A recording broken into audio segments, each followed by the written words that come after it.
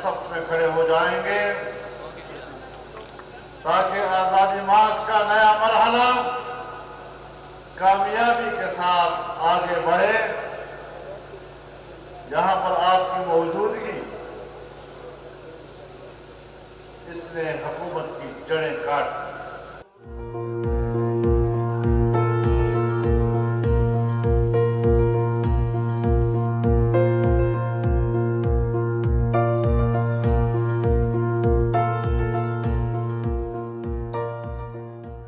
बहुत अच्छा कामयाबी मिली। अभी हम लोग प्लान बी की तरफ जा रहे हैं। इंशाल्लाह उसी से ज़्यादा अच्छा कामयाबी मिलेगा।